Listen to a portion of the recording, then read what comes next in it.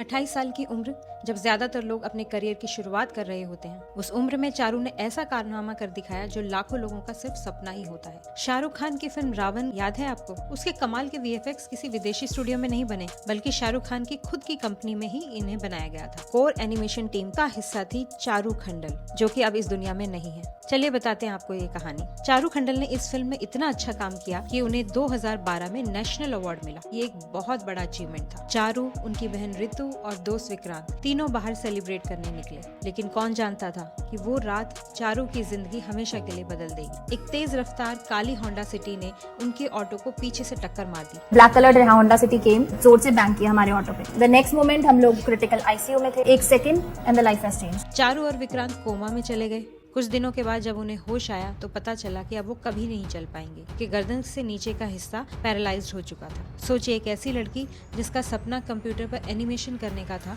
अब वो अपना हाथ भी नहीं हिला सकती थी। हो सकता है लाइफ उसके लिए लाइटली हो, लेकिन मेरे लिए मेरी लाइफ बिल्कुल लाइटली नहीं थी। मैं एक 100% सेल्फ डिपेंडेंट लड़की थी और आज देखो 100% I am dependent on my parents. Shahrukh Khan को उनके एक्सीडेंट के बारे में पता चली तो उन्होंने हर मुमकिन तरीके से उनकी मदद की। Yeah, I heard it's very unfortunate. I've been in touch with the office. I'll go and take a look at it. I hope I'll pray Allah makes it all right soon. Hospital जाकर उन्होंने doctor से अच्छा सा अच्छा treatment देने की बात कही और उनके माता पिता से भी बात की। उन्होंने कहा, आपकी बेटी बहुत स्ट्रांग है, ये लड़ाई वो जरूर जीतेगी। चारू ने कोशिश भी की पूरी हिम्मत के साथ। 4 साल तक वो बिस्तर पर रही, लेकिन हार नहीं मानी। जब सबने सोचा कि उनका करियर खत्म हो गया है, तब असिस्टिव टेक्नोलॉजी की मदद से उन्होंने कंप्यूटर पर काम करना फिर से शुरू किया। वो फिर से बोलने लगी और कंप्यूटर पर कमांड देकर अपना काम शुरू किया। लेकिन किस्मत ने एक और वार किया। जनवरी 2017 में एक वायरल इन्फेक्शन के चलते उनकी जान चली गई। चारू चली गई, लेकिन अपने पीछे एक ऐसी कहानी छोड़ गई जो हमेशा याद रहेगी, हिम्मत और हार न मानने की कहानी। अब चारू की कहानी सबके सामने फिर से आई है,